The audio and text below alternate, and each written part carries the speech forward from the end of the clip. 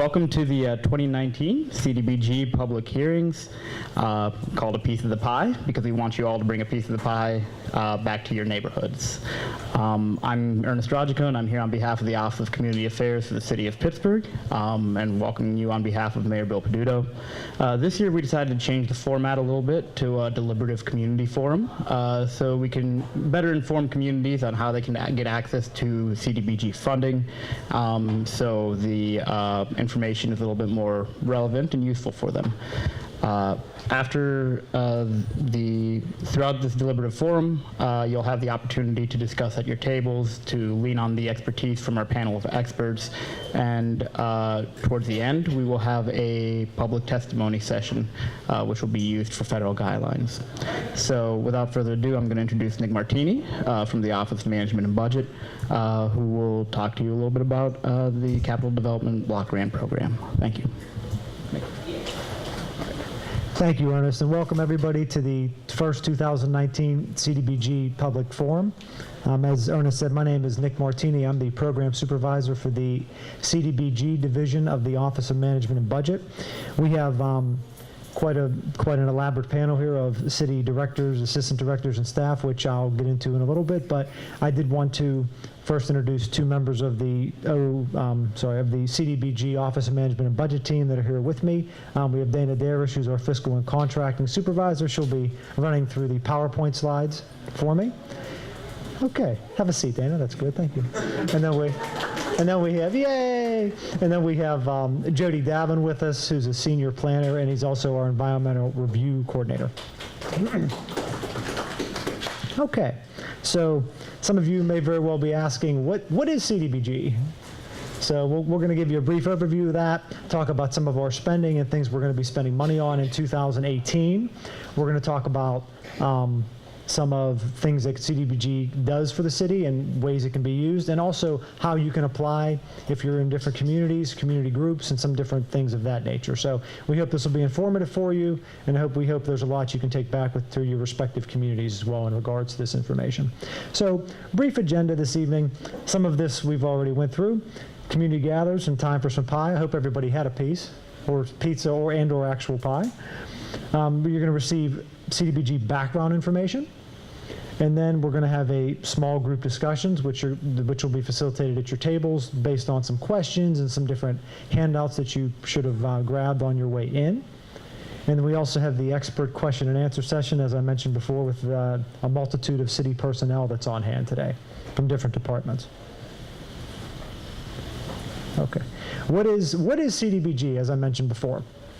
The program actually has been around for quite a long time. It was started in 1974, and it was actually signed into law by President Gerald Ford. However, a lot of the ball actually got rolling with President Nixon, who resigned late in 1974, and then Gerald Ford actually was in office when all of this started.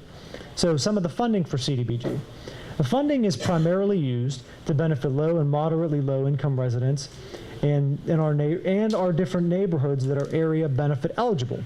Something you'll see on each of your tables is the City of Pittsburgh map. And when you look at it more closely later, you'll see how we have the map broken up into eligible and not eligible census tracts.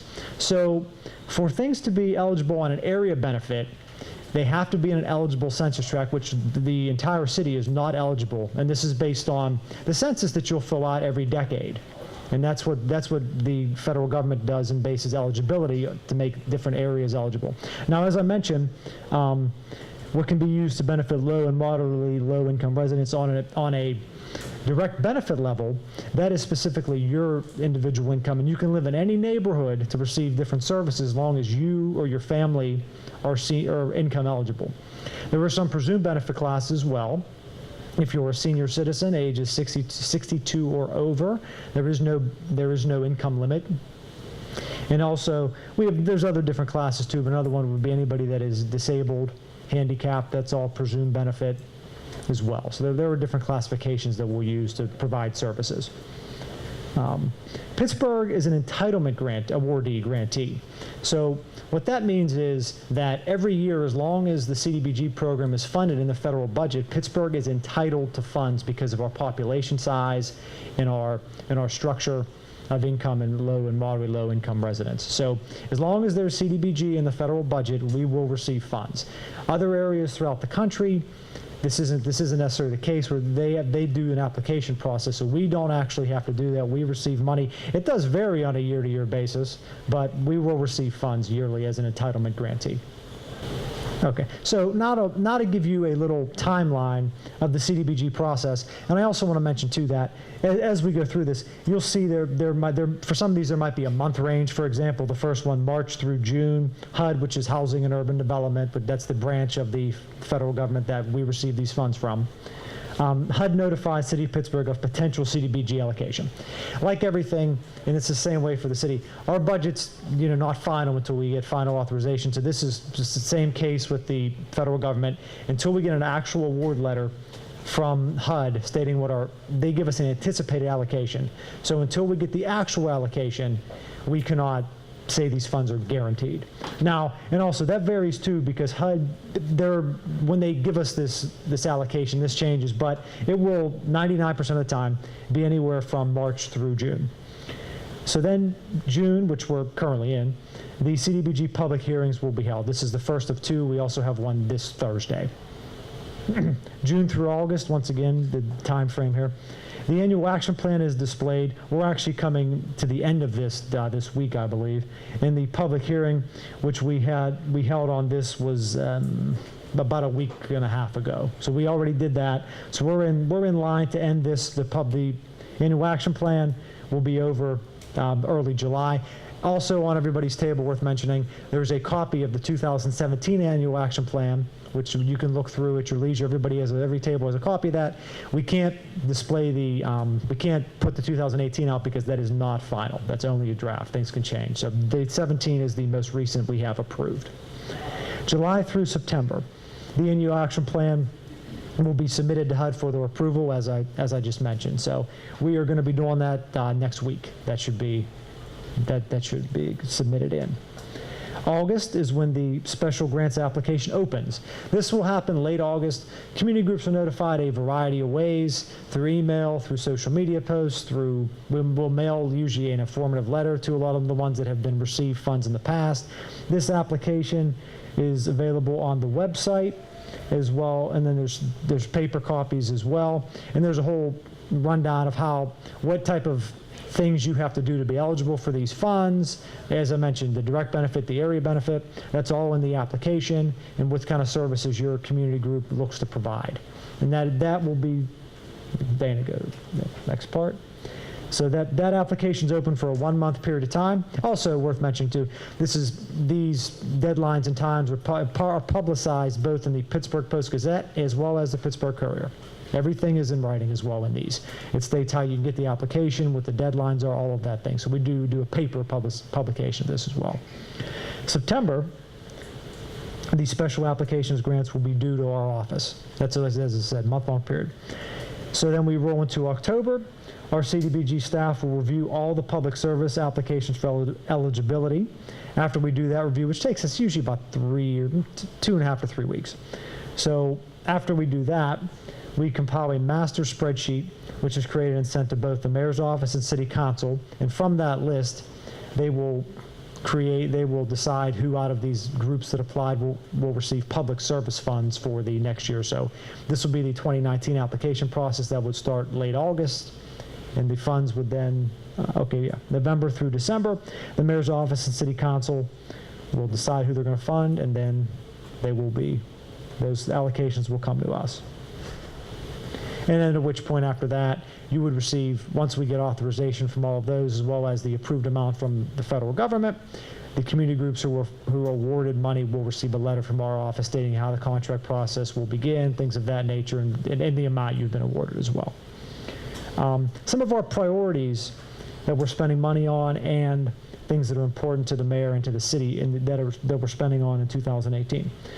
Public service activities. Senior community programming, facility improvements, street resurfacing, that's always a big one, demolition of condemned buildings, economic development and housing, major as well. Emergency Solutions Grant, I'll talk about this in a minute. This is another grant in addition to the regular CDBG that we receive as an entitlement grantee as well. and the Hopper grant, which is another one that I'll get into in a moment. It's my clever pun on words here, how our pie is divided in 2018. So these are some of the major elements of funding that we're spending money on in 2018 that you'll directly and or indirectly see. So firstly we have the mayor's office and city council, which are direct public service allocations that I talked about, and that's through the application process on public service. So jointly, the mayor's office and city council in 2018 had $1.1 million to allocate to different community groups to divvy out, to distribute and do public service activities. Okay, street resurfacing, which was larger, as you can see. We're spending $3.1 million in 2018. And once again, to mention too, in regard to street resurfacing, we're only allowed to spend the CDBG dollars in CDBG eligible areas. So that's the capital budget. Obviously, they're spending quite a bit more than $3.1 million, but we're limited on what we can do with that with CD dollars because of the geographic makeup of the city and eligibility. Senior community programming, we're spending $750,000 on that this year. Facility improvements, which these vary in what these are. These could be recreation facilities, different senior centers as well. Sports facilities, we're spending a little over $500,000 this year on that. Demolition of condemned buildings, $250,000. Economic development and housing. How much of that I drove through here coming to here today. This is almost $6 million is being spent on that this year, $5.85 million this year. The Emergency Solutions Grant, which is a separate grant that we receive in addition to our CDBG, as I mentioned. This is aimed at curbing and ending the homeless population and or helping individuals that are at risk of homelessness. The federal government has given us a little bit over $1.1 million in 2018 to spend on this program. We do shelter operations with this. We do street outreach, trying to curb and stop this process. And then we also have some of these funds that are committed to allowing people to stay in their homes longer by providing them with short-term rental assistance so they don't become homeless. HOPLA is the other one that I wanted to mention here, which is also, once again, an entitlement that we receive. We're getting $948,000 this year to do this service, and this is related, the HOPLA stands for Housing Opportunities for Persons with AIDS. So this is all, and that's also a presumed benefit as well. Anybody who has AIDS or HIV, this is a presumed benefit, so income does not matter in that regard. But this provides tenant-based rental assistance, emergency short-term mortgage assistance, utility assistance, and emergency referrals to different services that they may need, medical or otherwise. So those are the major components of what we're spending money on in 2018. So where does 2019 come into play? Well, here we are. So here's where some of the input's going to be valuable. We're going to break into small group discussion shortly, but before we do that, we have a couple other items to discuss, but I wanted to mention that, so we'll talk about that. Some of the things to be discussed in the small group discussion topics, and we can bring these back up once we actually break into this if you like. How do you feel would be the best way to utilize CDBG funds for 2019 and beyond? What types of projects do you think would be most helpful for your neighborhoods or low and moderately low income individuals? Based on some of the things we've mentioned and some of the things that I've said are eligible on an area benefit, street resurfacing, housing demolition, different facilities, as well as senior services, and then any public direct entitlements, which can be youth programs, after school programs, food banks, things of that nature. So those are kind of your more direct benefit activities.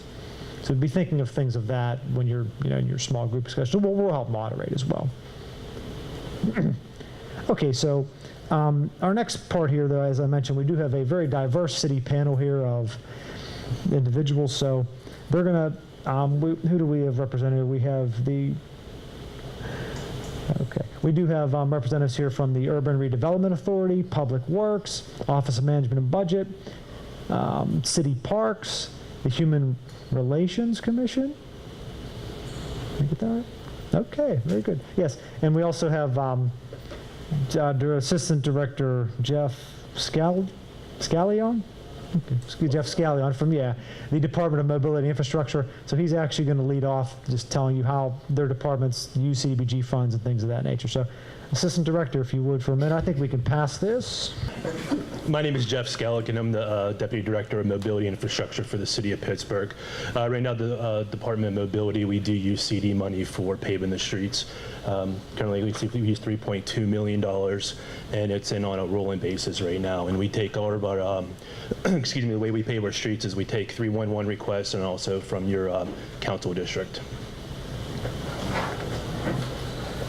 Good evening. My name's Sam Ashbaugh. I'm the city's chief financial officer.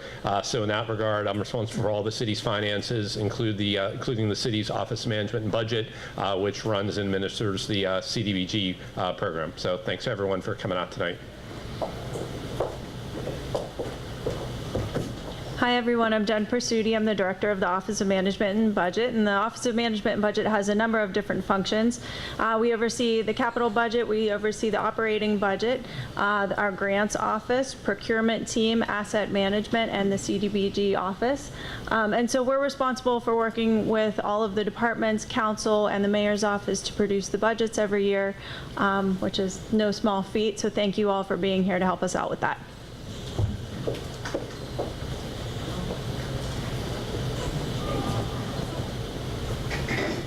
Good evening. My name's Tom Cummings. I'm the Director of Housing for the Urban Redevelopment Authority. And the URA is we're the city's economic development agency. We're primarily charged with administering a number of programs, both in economic development and housing, to stimulate the tax base, provide affordable housing for low and moderate income individuals. We have a host of economic development programs to spur small business and help entrepreneurs either start or grow their business.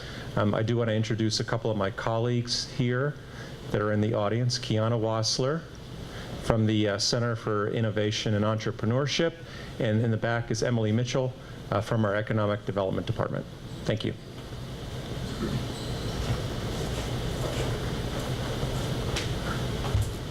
Hi everyone, I'm Megan Stanley. I'm the Deputy Director of the Commission on Human Relations, which I understand is something not everybody has heard of.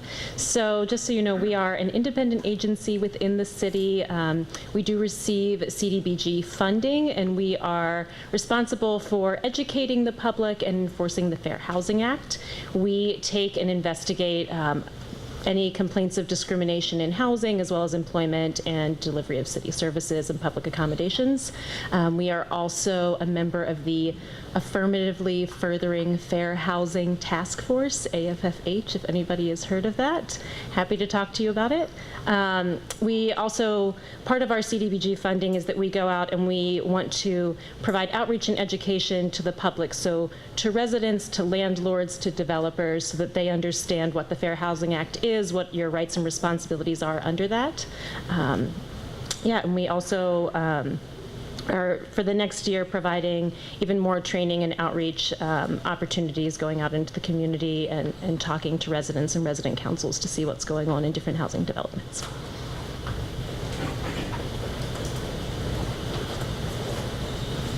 Good evening, Mike Gable with the Department of Public Works, and we're responsible for the maintenance of about 160 parks and all their assets. Things like basketball courts and bocce courts and ball fields and pools and playgrounds. In addition to that, we're responsible for over 300 buildings, like the rec centers, the police and fire and EMS stations, our maintenance garages, all fall under our jurisdiction.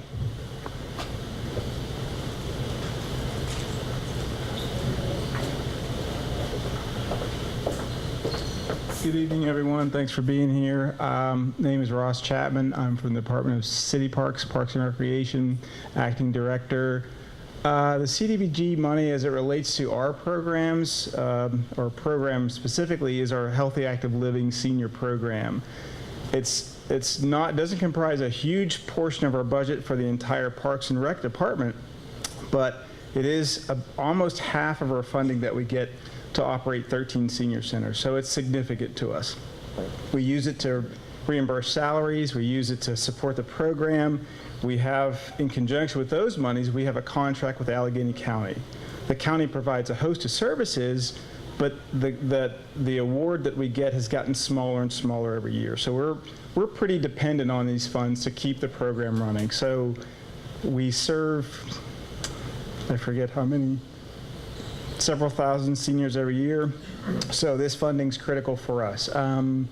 As we look at performance-based contracting as it relates to the county contract that we have for the senior program, it gets a little scary and tentative to think that with any reduction in funding that the city may receive would have a direct impact on our senior participants. So it's critical that we have it. It's only $750,000, but that's a significant portion of money for us to operate an annual program that incorporates, as Director Gable says, we have 13 senior centers. Some of that money is in support in conjunction with the Department of Public Works of those physical centers. So we stretch every penny we can, and it's important that we receive those monies.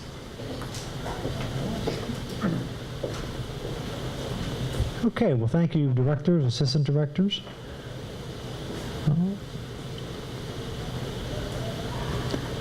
Yeah, so just some resources too, and some of which are obviously here tonight, but the OMB CDBG staff is probably your direct resource on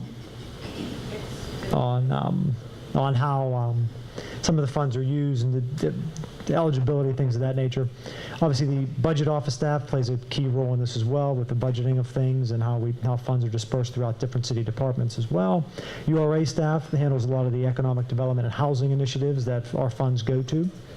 The mayor's office and city council jointly, also, as well as council budget office, allocate funds for public service activities. So here's kind of just an overview of how you see all these different hands in it and how all of this gets done on a yearly basis, is how the pie is made, if you will. So, and then here's, we have a large version of this on all of your tables, but here's the City of Pittsburgh map, and the different colors you'll see are CDBG eligible and not. And like I said, that's much more broken down on your maps that you can look at your tables. So I think at this time we're going to do the breakout sessions. And if we can go back to those two questions on the slide, you can see those. But yes, and then we can have those breakout sessions, which are to last about 20 minutes, I guess.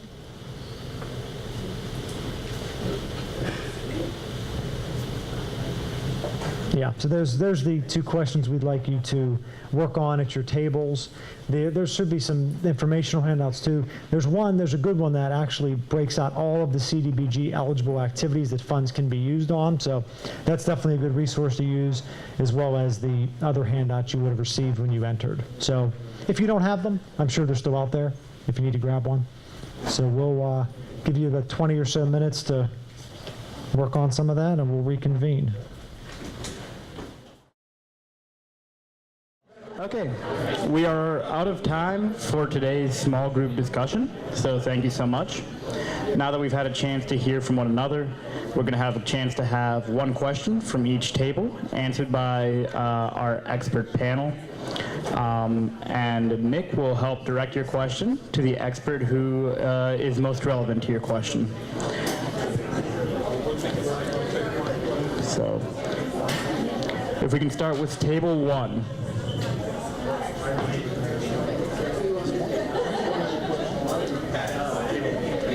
Okay, also before we start this, I do want to mention that the public comment portion of this will begin after our expert panel questions. So this is an important part of our proceeding tonight. So if you signed up, or if you didn't sign up and would like to make a public comment following all of this, we welcome that. So please, though, for our record here, if you're one of the ones asking a question now to our panel, please state your name and spell it for our stenographer as well. Okay? Thank you. Who from table 1 has a question? My name is Donna Jackson, JCKSON. My first question is the home fund. I'd really like to get a better explanation on that fund. Home fund. We'll turn that over to Director Cummings from the URA. My question is, I'd like to know more about the home funds on CDBG. Home is a different program than Community Development Block Grant. It is a federal program, and like CDBG, it has some of the same public requirements. The city gets, actually this year the amount went up. It had been on a kind of a steady decline, but it did go up this year. The city is to receive approximately $2.3 million in home funds. Now those funds are strictly for the production of affordable housing. So the money is, it actually comes to the city, but the URA enters into a cooperation agreement to administer the home funds because they have to go into housing production. So we tend to use the majority of home funds in the city for affordable rental housing because the requirements of home fit nicely with the requirements of, like, for example, the low-income housing tax credit program. So we tend to use not all of the home funds, but the lion's share of the home funds for gap financing for affordable rental housing projects. We also use a little bit of it for sale projects. So that's homes that are being developed and sold to low-income residents. For a for-sale project, buyers have to be below 80% of area median income, similar to CDBG. For rental projects, they actually have to be a lower income, both at 50% area median income and or 60% or lower. Thank you, Ms. Jackson, for your question. Now we're going to move on to table 2, and who'd like to? Okay, please state your name. Mike Grandy, Grande. Kind of piggybacking a little bit off of that question, we had a lot of discussion about affordable housing as well, and we were wondering if there's any plan, like more of a comprehensive plan citywide, to utilize CDBG money to put a ongoing plan in place for affordable housing for the foreseeable future. Director Cummings, that would be you again. Maybe if you just stand there, that might work. Yeah. Well, certainly CDBG is an important part of affordable housing, but for the city has many needs for community development block grants. So we tend to get, the pie tends to get cut up into many different pieces for the different needs that the city has and the neighborhoods have. So actually, one thing, I don't know if you're aware of it or not, but the city, with the help of probably some people in this room, created a housing opportunity fund, which is a trust fund, a local trust fund that's intended to be budgeted at $10 million per year, the first year being 2018. So that money, and that's a great step for the city, having a dedicated source of local revenue, not dependent on the federal government or the state government, but something that the city has direct control over through an advisory council, and then ultimately, provided by the ultimately governed by the URA board as a public body that would actually administer the funds, but with the heavy guidance of an advisory committee. So I think that, that's $10 million a year, which is significantly more than the city has ever had for affordable housing. If you combine home and CDBG, you're probably at less than half of that, half of $10 million in a typical year. So the Housing Opportunity Fund will essentially triple the amount of money that the city provides for affordable housing. Now, from I think part of your question was a comprehensive look at it. That's, we work closely with the Department of City Planning on that, on the comprehensive plan for the city. So we're working through a number of programmatic elements with them. One of the things the city's looking at is an inclusionary zoning policy to actually mandate some level of affordable housing in all new development in the city. That's one thing that's being considered. So I don't know if I answered your question or if you. Thank you. Very good question, Mike. Okay, moving on to table 3. Who'd like to ask a question from table 3? Please state your name. Hello, my name is Felipe Huidobro. I would love to Felipe Huidobro, Huidobro. And my question is about the energy efficient, how that can benefit single owners and the community at the same time, and what are the funds that can apply?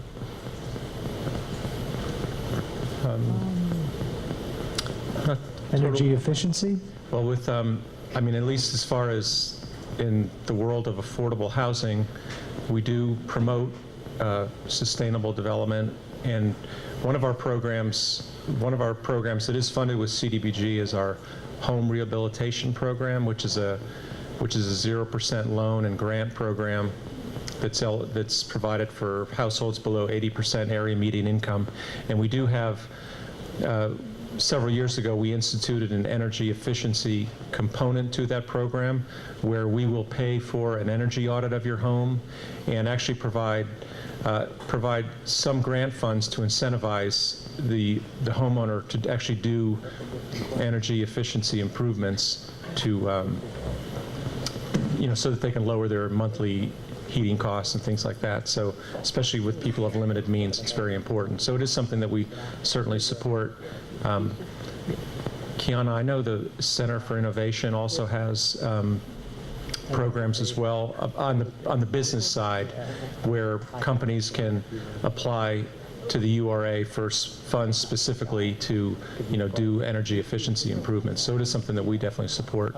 I'm not sure if anybody else. Good. Okay, thank you very much.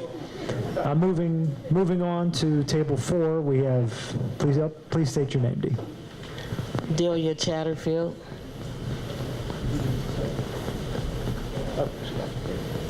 So our question is, what about paving as opposed to patching? Okay. Great question. Director Cummings, have a seat. Director Gable, if you would, or Assistant Director Scallion, whoever would like to. Go first on paving, and I'll try to address. Okay. Yeah, the way we look at the roads, if it's the conditions too bad to patch the holes, we do a complete paving for the whole entire road. So my department does paving. Director Gable, his department does hole patching. So what do you want to know specifically about patching? What is the issue? Who decides if it's paving or patching when there's so many streets that are in dire need of paving as opposed to patching? Just depends on just depends on condition on the road. Like I was saying, if the road's if we cannot patch it, then we'll pave the whole road. We do. Well, yeah, we use community input, like 311s. So if you put a 311 submission in, that's how we will go out to the actual road. So if they already made 10 or more calls about a situation that hasn't been addressed, we decide. So let's try to frame this a little bit. So we have a 1,200-mile road system. There's about 140 miles of state road or within the city that we get reimbursed for.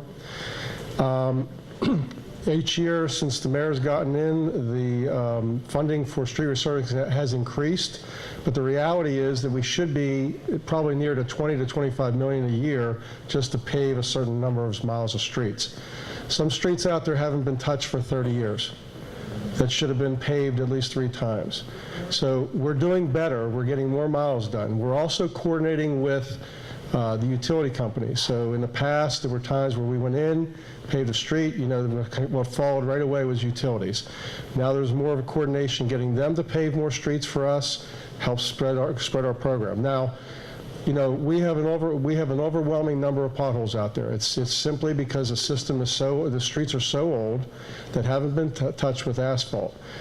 We try to do our best in coordinating with DOMI, who's doing the street resurfacing. We try to look at the streets that have gotten the most attention on 311s. The ratings, each street has been rated through a cartograph. They went out and assessed every street and put a numerical value to every street. We take all that data, all that information, work with DOMI, and put together a paving plan. But the reality is this year, what is it, about 52 miles, right? And the reality is we should be doing probably 86 to 108 miles a year. Now, our historical average for the last 25 years has probably been under 40 miles a year. So we are doing better, and that's a credit to the mayor's office and city council, but we definitely need more money for that. From a CD standpoint, roughly get $3 million in CD. That's going to pave about 12 miles. You just don't get a lot of miles. It's about $250,000 to pave a mile. So we realize that there's a lot of streets out there with a lot of potholes. We are trying to knock our 301s down. We're putting crews out there on weekends. We try to extend shifts. We have knocked a lot down in the last few weeks. The weather, it's been a very wet season. That's really affected us. It's almost rained every other day. So that really affects how much paving we can do, how much pothole patching we can do. I would ask your patience to see that you'll see a difference, hopefully in the next few months, if the weather, kind of dries up. Okay? Thank you. Thank you. Okay, moving on to table 5. Who has a question for the panel? Thank you. Please state your name. My name is Carolyn Graham. I live in Lincoln, Leamington. Our question is, we like to have the houses that need to be demolished, and that's great. But after the demolition, there's no upkeep of the lot. And a lot of times, whenever you call 311, they forward the information on. It always comes back that the house that was demolished belonged to a dead person, so the lot belongs to a dead person. And then there's this standstill where you go on for years and years and years and years, and in that time frame, you not only have grass in the lot, but you have sumac trees in the lot, and they begin to come over on other people's houses, or you've got this really tall grass and there's rats going on people's porches. Now, these aren't things that I'm just saying about. I know about it personally, and I went to a house up the street on Lincoln Avenue trying to talk to the lady on her porch, but the rats kept coming up on the porch. So I told her, I said, go in the house, I'm leaving, but what about the health side of it? I understand that the lot belongs to a dead person and it doesn't belong to the city of Pittsburgh. But we live in the city of Pittsburgh and we have the right to live in a healthy environment, and it's not healthy if everything around your house has turned into a disaster with trees on it. So what can we do about that?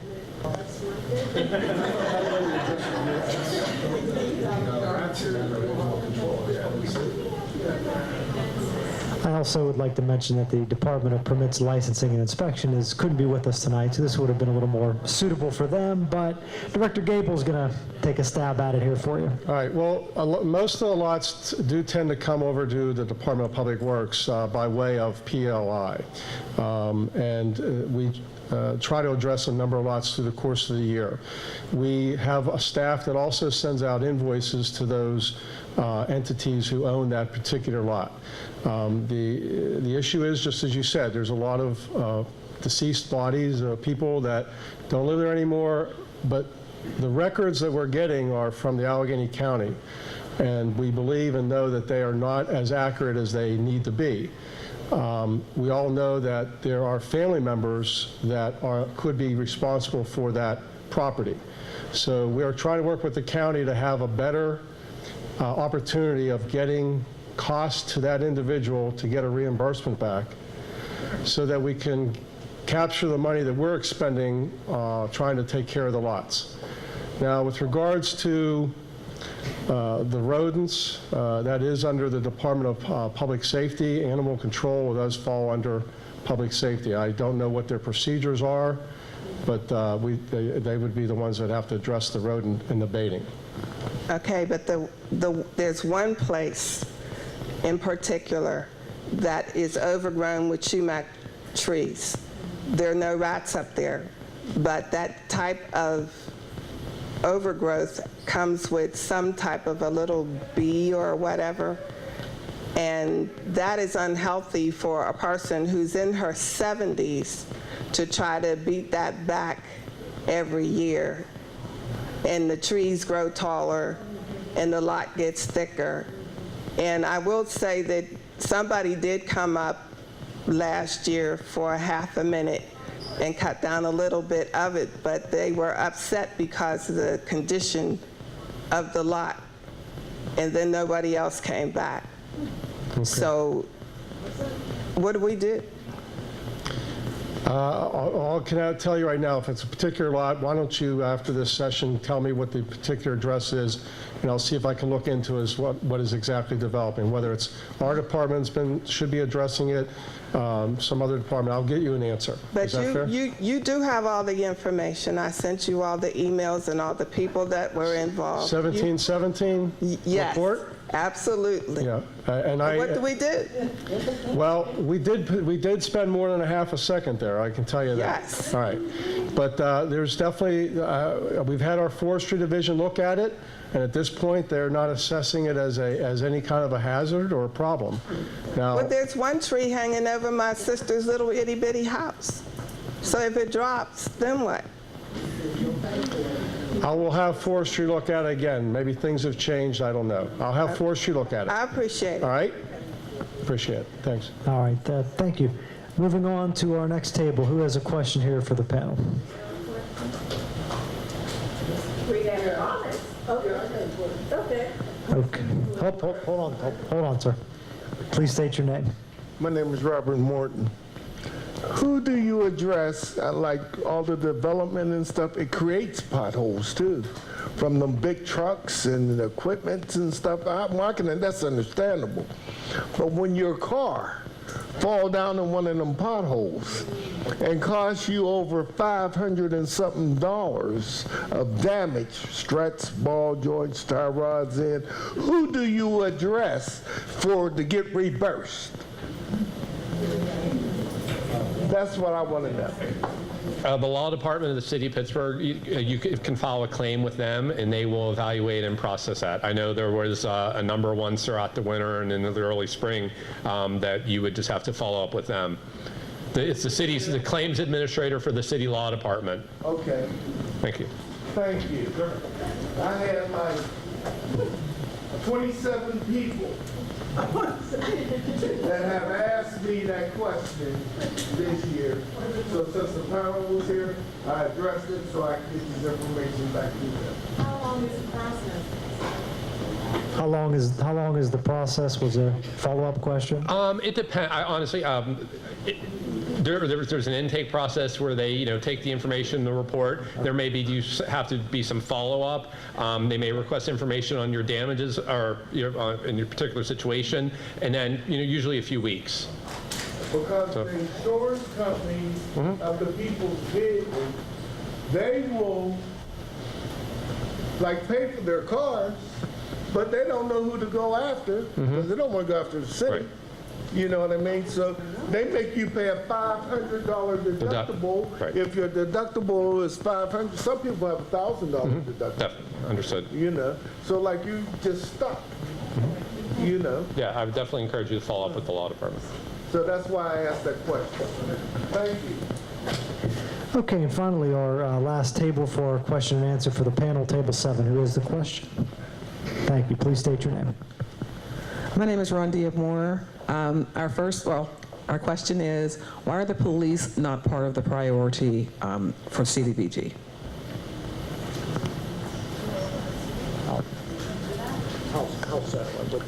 I'm sorry, we'll have her. Talking about their building. Zone 5 has a very deplorable building. Zone 5 is... Okay. Yep. Okay. Well, anyway it goes, that's what I'm talking about. Horrible condition of the buildings. I mean, some of that depends on area benefit and different facilities that will occur. The public's, as Director Gable mentions, Public Works maintains the buildings. And They know it's in bad shape, no air conditioning. Well, Actually, we did just make some improvements down at the Zone 5. I know they had a lot of air conditioners in the windows. They've all been removed. The windows have been closed up. I think they've installed an HVAC system in there, so they have made some improvements. But that's, as I spoke earlier, we're responsible for over 300 buildings in the city: police, fire, EMS stations, our maintenance division garages, the rec and seniors. There's a lot of buildings that the city has, but we also have looked at all the buildings that we own, and we're going to try to, look at possible decommission or selling of them, keep the ones that we definitely need to keep, try to maybe put resources together, maybe police, fire, and EMS in one building, one hub, instead of 3 different buildings. There's a lot of that going on. I think, do you guys want to speak to that at all, or just? We were told that they were possibly moving. There's a possibility, but that's not finalized at this point. Right now, they're still down on Washington Boulevard, but we have made some physical improvements to the building. And Commander Landa is a lot happier, and I believe so are a lot of the officers. I hope so, too. What's that? I said, I want to keep them happy. Okay. It's my community. I agree. Right. Thank you. All right. Sir. Why come number 5 can't have a better police station than what they got down there? Because they still in a flood zone, and we need them guys to be healthy so they can service all our new communities that's being built for us. And down there, that's unhealthy for them. We may lose our whole police department down there if they get caught or trapped off guard, if that river decides to overflow. We didn't have fatalities down there already. So why have them down there? State police already left there, and now Zone 5 down there, and that never made no sense to me. We're doing all this building, why come we can't build them something? I think you're absolutely right, and I think that that's one of the things that we've been looking at through our facilities optimization plan, which is a plan that was done for us by Macero, and they looked at all of our public safety facilities, they looked at all of our senior centers, and basically kind of put together not just a conditions assessment of here's everything you need to fix in all of your buildings, but where should we be located? And so Zone 5 was one of those zones that was looked at to be relocated. We haven't found a location yet, and we're a couple years away from that. It was in that great big investigating building that they used to have. You mean the old AAA building? Yeah. Yeah. That actually went to the URA, so Tom, that one's yours too. I can understand that. Yeah. Yeah. But what about our good guys? Yeah. We No. need service, like security, like security is good. Mm-hmm. But it ain't nothing like the police. You understand? I do. They not I do. like police, and we need our good guys. Mm-hmm. You understand? To have a nice, safe home so they can come out, so they can monitor us and keep us safe. I couldn't agree with you more. And so when we talk about facilities, we created under Director Gable the new Bureau of Facilities, and that's new for 2018. And we actually quadrupled the staff for him so that they can start looking at our buildings, making sure that the upgrades are made in a timely manner, and being able to make sure that our public safety facilities are safe and comfortable for our guys who basically live there, guys and gals that live there. They do. Yeah. Because it's real loud out there. Yeah. It's real loud out there. We need them to suppress. Yeah. So we appreciate the input, and priorities like this, if you see in front of you, you've gotten surveys, and these surveys will help inform us how effective this public hearing and this format was, things that you would like to see, things you would like to see improved, and also priorities that you would like to see in the CDBG priorities for the coming year. So we're going to give you about 10 to 15 minutes to work on those surveys, and then after that we will be holding public testimony, and this public testimony is your opportunity to come forward, come to the mic, and talk a little bit about where you want to see the CDBG priorities for 2019. With the surveys, you can give them to your moderator at the table, or you can drop it off in the box when you leave, whichever is easier for you. Can everybody kind of gather again here? Okay, we need to start the public comment portion, so if everybody could please pay attention.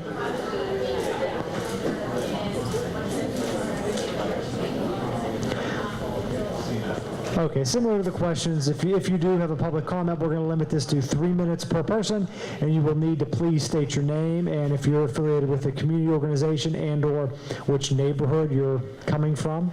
So I'll bring the mic to you. Who has a public comment they'd like to display? Okay. Please state your name and you have 3 minutes. Hi, I'm Zenna Scott. I live in Homewood.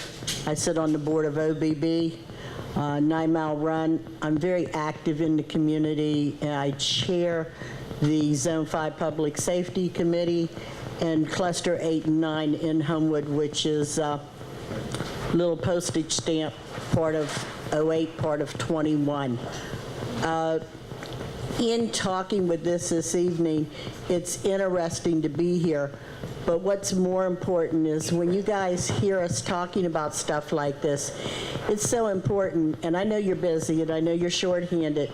Sometimes you need to come out to the community and walk and talk with people in the community and see what they're talking about. Because we can give 311 a lot of information, but if there's no house sitting on either side of the street, how do you give them an address? I can't give them an address for potholes on a street where there's no houses for half the block on either side of the street. So how do I give them that? How do I tell you all that the grass needs to be cut when, again, there's no houses for half the block on either side of the street? So I'm sitting in a dilemma there.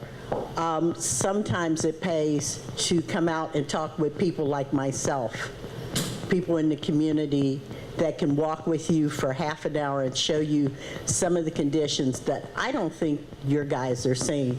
Because when they do potholes on a street and they do part of the potholes and they don't finish the potholes and they never come back and finish them, I'm like, were they drinking that day or what? And that I mean seriously. Thank you, Zainab. Anybody else have public comments? Thank you. Please, too, if you'd stand up as well, our communications would appreciate it.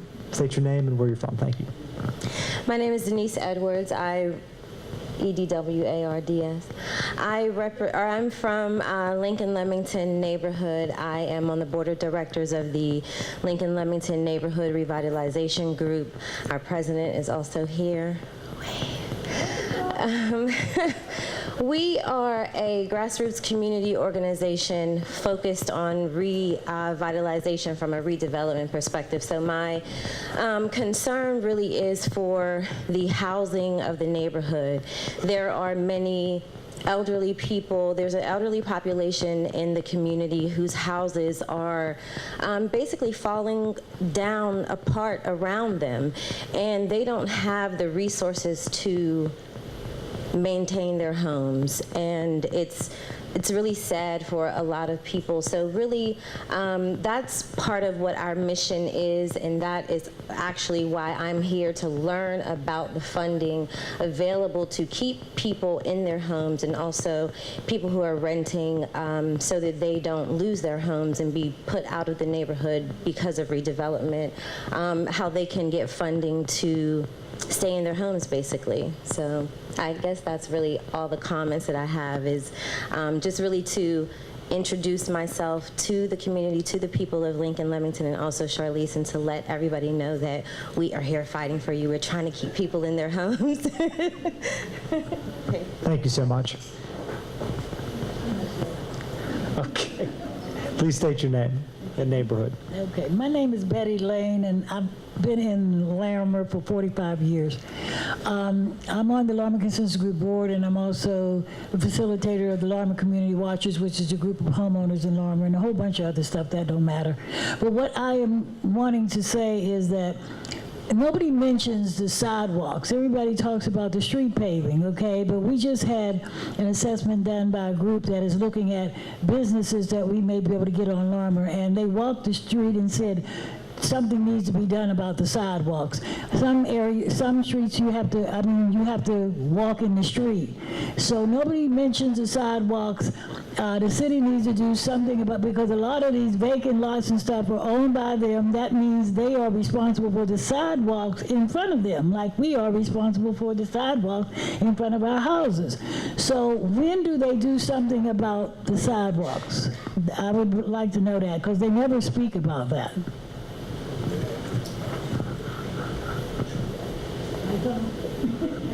Thank you, Betty.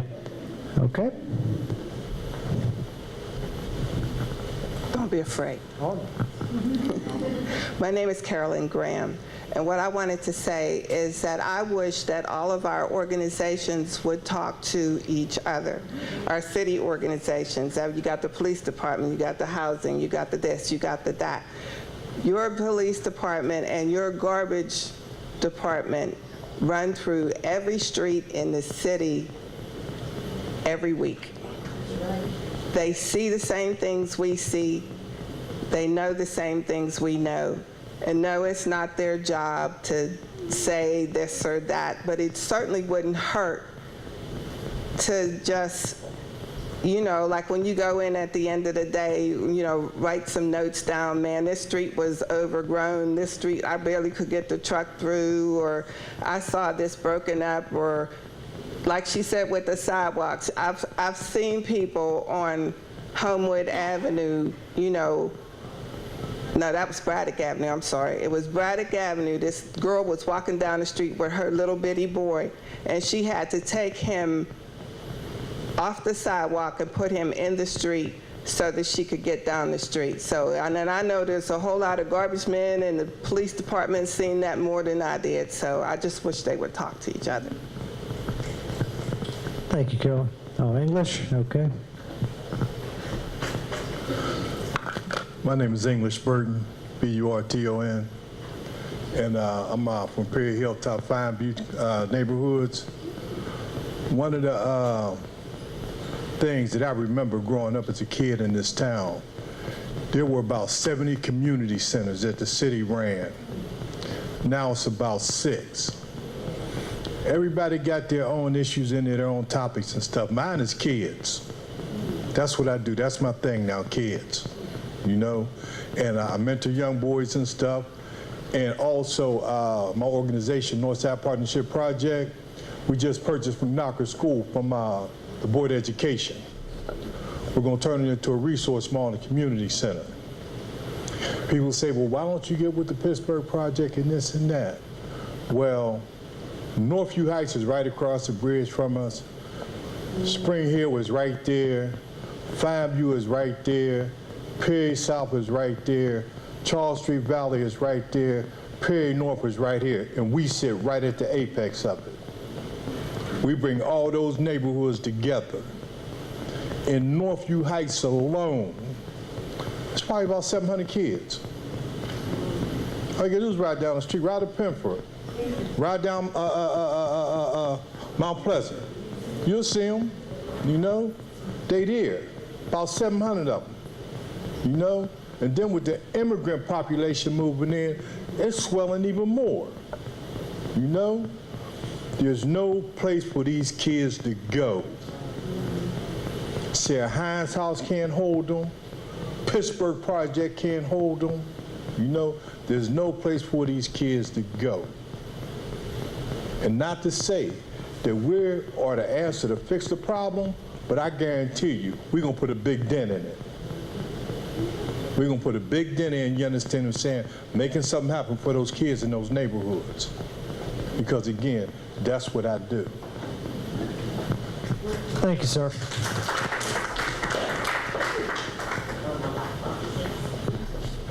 Denise already introduced me. I'm Charlize Smith, SMITH.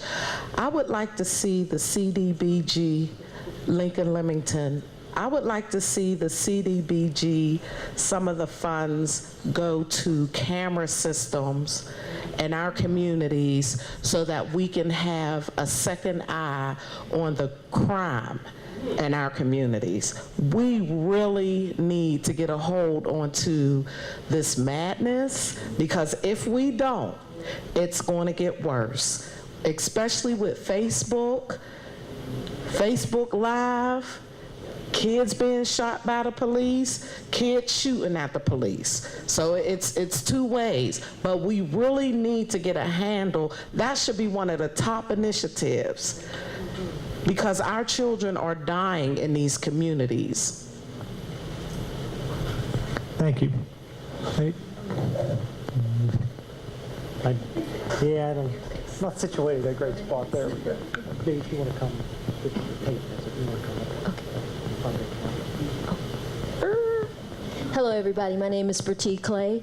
I am a business owner in the community, Homewood. I have a business partner, Denise Jones of Jones Printing. We've been in the community for a long time, and we've seen it go through changes, some up, some down, but we're here.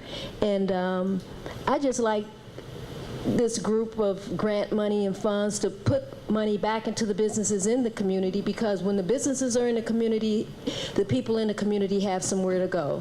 And I think that's important for sustainment of livelihoods in our community. That's it. That's all I got to say. Thank you all. Thank you very much. Are there anybody else wish to have public comment?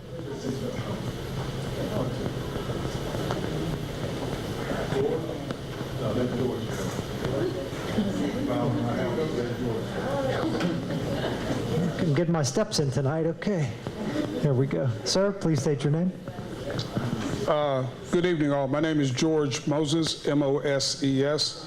And first of all, I'd like to commend all of you for coming out. I've been doing this for over 30 years, coming to these meetings, testifying at CDBG hearings. First of all, you could never find them because they were in small print in the newspapers and they were hidden and nobody came. My biggest gripe, and it's still the same thing, is everybody here who has said something has a financial impact to it. But when you look at the dollars of CDBG, they have been cut for the last 30 years. Every year, what the city gets, it's been less every year. The problem I have is, when you look at this, they take administrative costs out of CDBG. Administrators. It takes a lot for the program. That needs to come out of the city's capital budget. Some of the street paving that they do needs to come out of the city's capital budget, not out of CDBG dollars. CDBG dollars is to support activities that everybody in this room wants to see done. Those programs need to become out of the city's capital budget. They take dollars meant for your programs in your neighborhoods and pay salaries, pave streets, do other infrastructure projects. I'm not saying some of it doesn't need to be done, but it doesn't need to be done to the extent or the cost of you and our projects, when the federal government is cutting the money. Now, these good folks didn't tell you what the city's portion is going to be this year because they don't know. But if you have been reading the newspapers for many months, you know that this administration has cut resources to poor folk. Okay? Entitlement programs that you and I and our families and our kids use are being cut. And they're supplementing it with CDBG funds, home funds, and other funds. So to be realistic, folks, we need to say to these folks, give us our money to do what we need to do and use city dollars to do street paving and other capital fund projects. Thanks, sir. Okay, we'll end here with Mr. Burton, seeing no other comment. And yeah, I just wanted to say, George is exactly right. But even on, like taking it to another level, the CDBG money that comes into the neighborhoods, and I ain't saying this a blanket move for everybody, but a lot of times, understand what I'm saying, the people that really be doing the work, and deserve to have the funds to further their projects, they never get it. You know, it's just cronyism stuff. I don't know how the applicants get chosen stuff, right? You know, but I know I've been trying to get some lead paint removed for a minute, you know, and can't get no action. You know, maybe because I cussed my councilman out too, so maybe that might have something to do. Because I don't have no time for the BS. That ain't where I come from. I'm a corner boy. Anybody know what a corner boy is? That's what I am. I'm a corner boy. I don't have time for the BS, you know?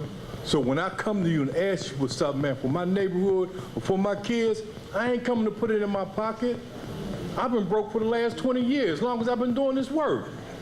I've been broke, you know? So when I come to ask you for something, you know, it ain't to grease my pockets, but don't give it to somebody else to grease their pockets that ain't putting no work in.